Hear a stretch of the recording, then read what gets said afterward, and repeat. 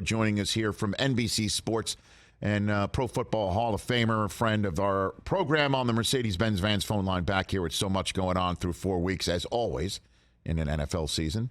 Joining us here is Peter King. How are you, sir?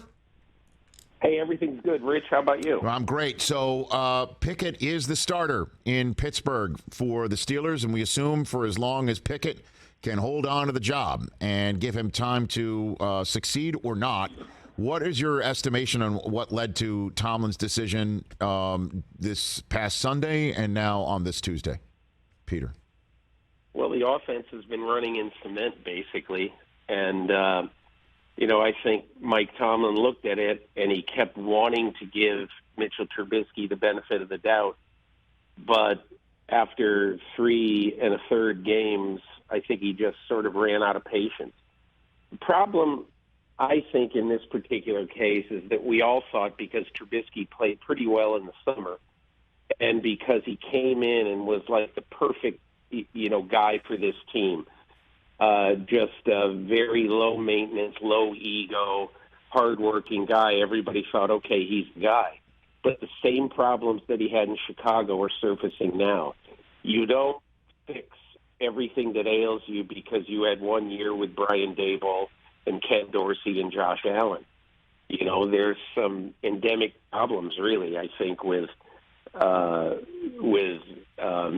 Trubisky, and unfortunately for him, I don't think he's going to get a chance to try to fix him, if Pickett plays well. But Parcells used to say they don't sell insurance for this kind of stuff, so who knows? Just stay tuned. That's what Bill would say about quarterbacks and changing quarterbacks. That's what he would say, Peter? He'd said that about 100 things in the NFL over the years. Well, they don't sell insurance for that kind of stuff, but I do remember he did say it a couple of times about quarterback situations. So I don't know. To me, Rich, wasn't this kind of common sense? Mitchell Trubisky won the job. But did he win it in a slam dunk fashion worthy of having 8 or 10 games as a trial? No, he didn't. And did the other guy show a lot of promise? Yes, he did. So this seems pretty logical to me. And the first up is in Buffalo, and the Bills, are 3-1, having won 3 very tough games. I know the one at home against Tennessee, they boat raced them, but Tennessee has certainly proven over the last couple of weeks to have turned things around. And the Bills are ready to rock, I would think, in front of their home folks after 2 trying games, one with a win and one with a loss. What is your sense of what happened in Baltimore with the Ravens and the aftermath of Harbaugh's decision to go for it rather than kick a 3 conventionally in that game? I am shocked that Harbaugh is getting taken to task for that decision. Shocked. Rich, let me just ask you a question. Mm-hmm. You want to hand the ball back to Josh Allen with 4 minutes to go and 3 timeouts for Buffalo.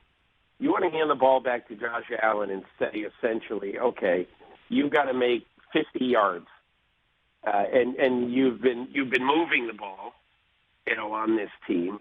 So all he has to do is make 50 yards to kick the tying field goal, and he's got 4 minutes and 3 timeouts to go 75 yards to win the game, which, I would not have liked those odds if I were John Harbaugh.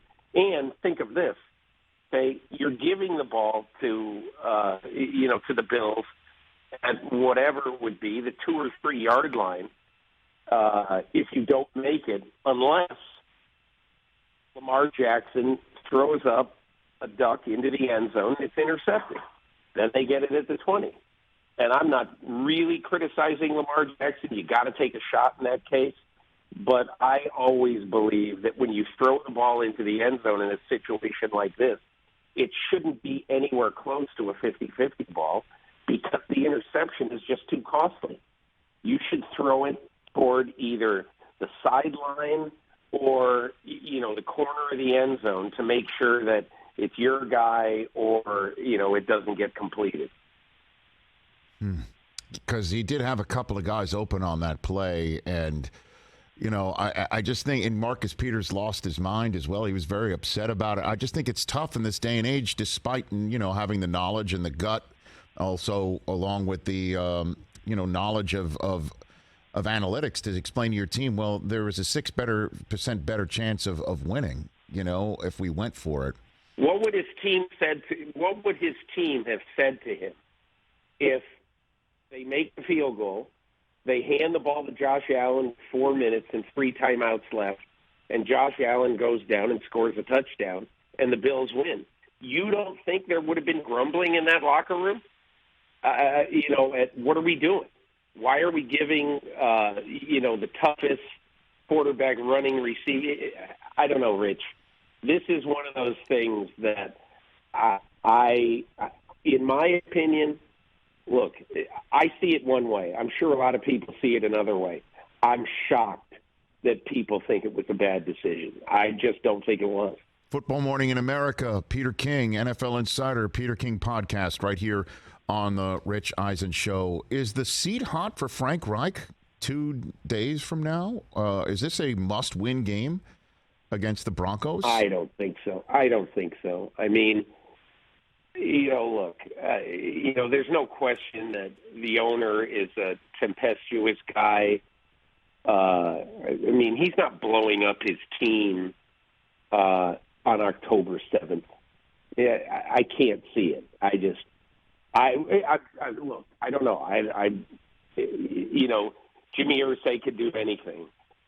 And I'm not suggesting that he might do something. I don't think he's going to do anything. All I know is that being 0-2-1 in the division, halfway through your division schedule, has got to just be burning Jimmy Irsay. But I don't think I don't think it would be smart to try to do anything now.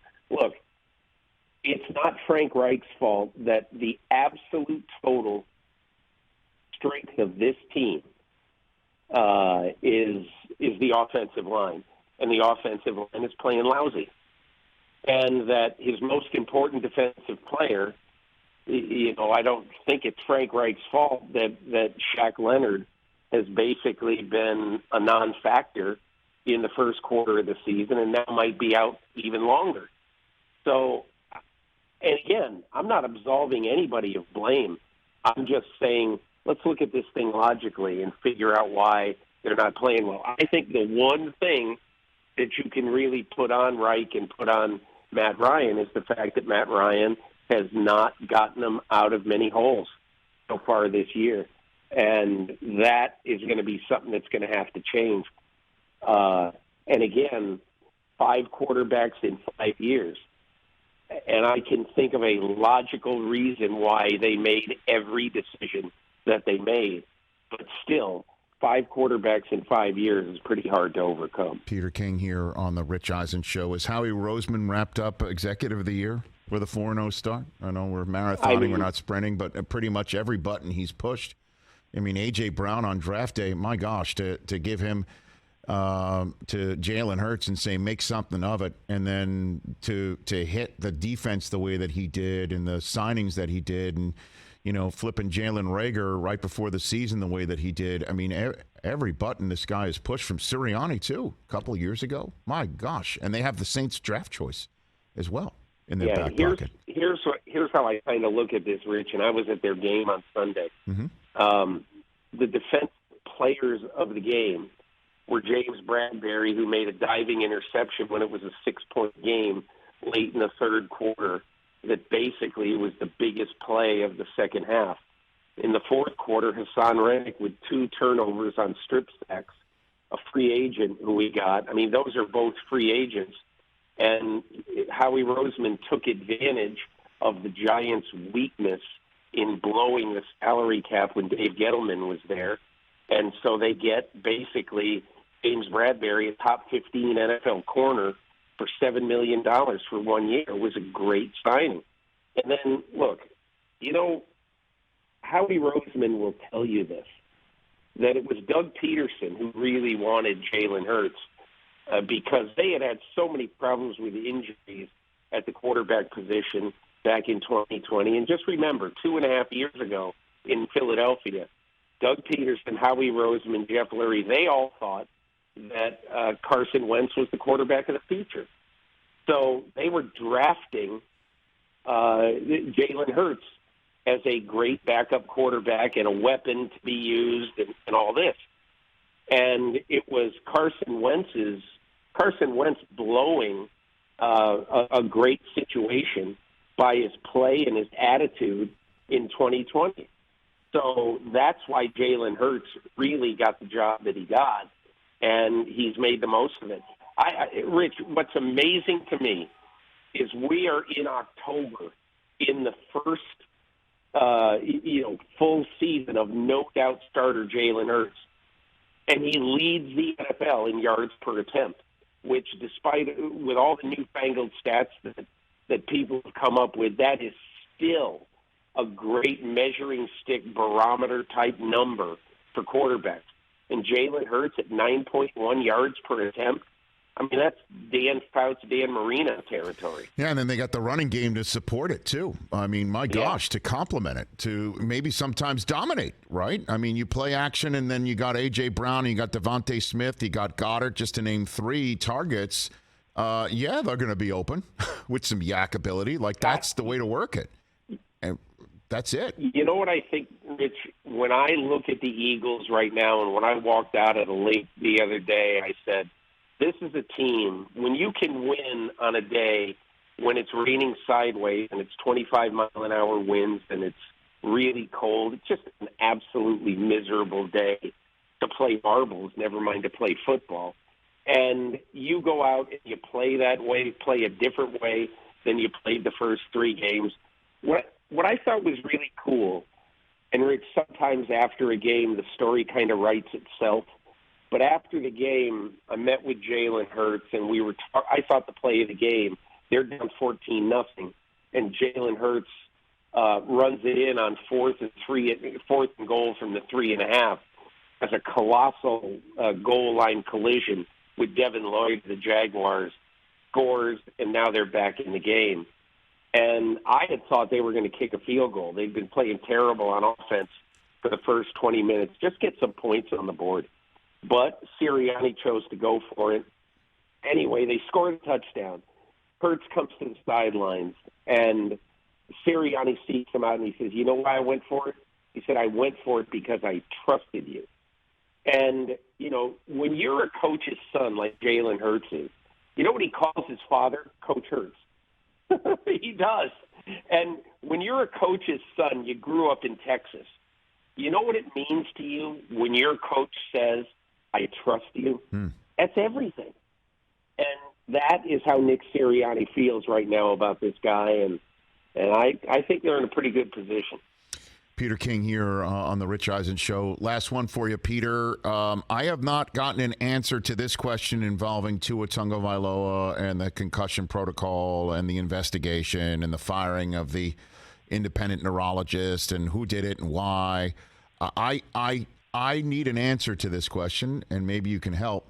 Why, if the investigation into why Tua was allowed to return to the game in week 3 against the Bills, if that investigation was still open for the Thursday Night Football Week 4 opener, how was Tua allowed to return?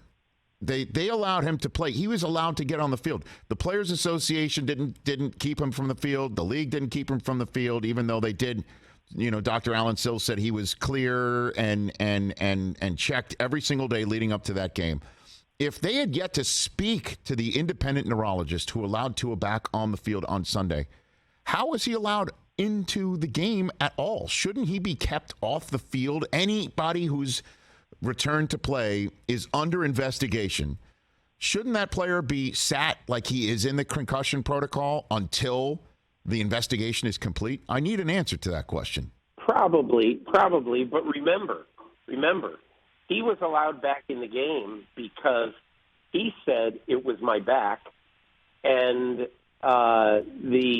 now we need to find out whether it's the independent neurologist or the team physician after he passed his halftime test, whether they bought that.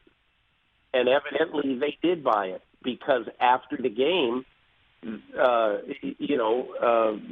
head coach of the Dolphins, Mike McDaniel, talked about the back injury and said, and I'd have to go back and get his quotes exactly, but didn't he, after the game, say he was cleared? He didn't have a concussion. Oh, yeah, and so did Tua. And so anybody, right. In a position like mine that comes on and goes, lower back injury, huh? Like, you're now accusing the others of lying. And it is possible he had just a back injury and then he wound up in the game, on Thursday. But, Peter, if the Players Association finds the independent neurologist so hostile or not understanding his role, as was reported, to the point where they exercise their right to fire him, and Tua is allowed to play the night before, and we saw that fencing response on the field, how does that happen?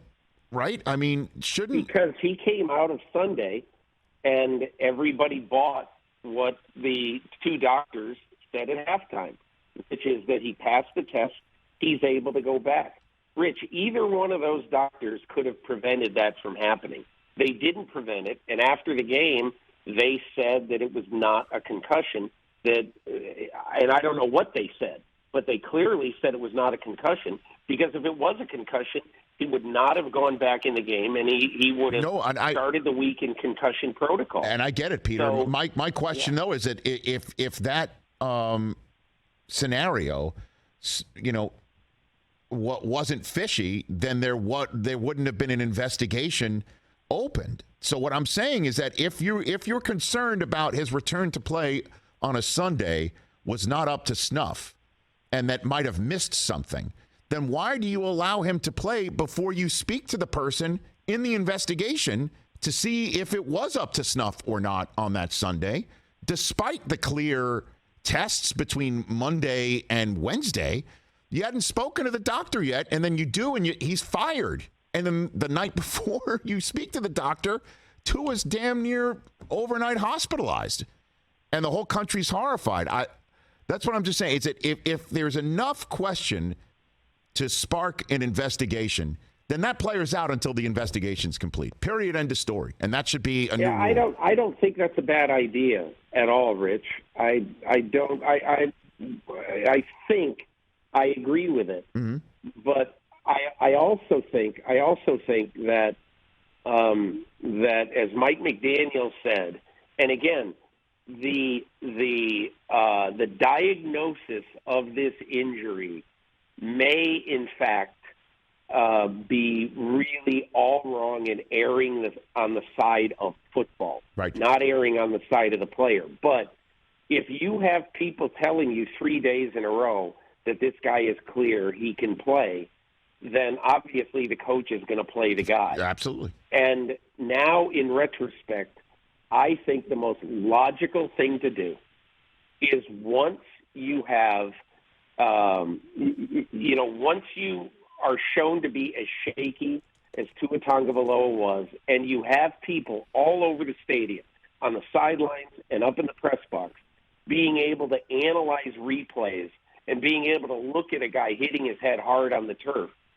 My whole problem with this is once the gross motor instability was shown, that's when he should have been out of the game for good.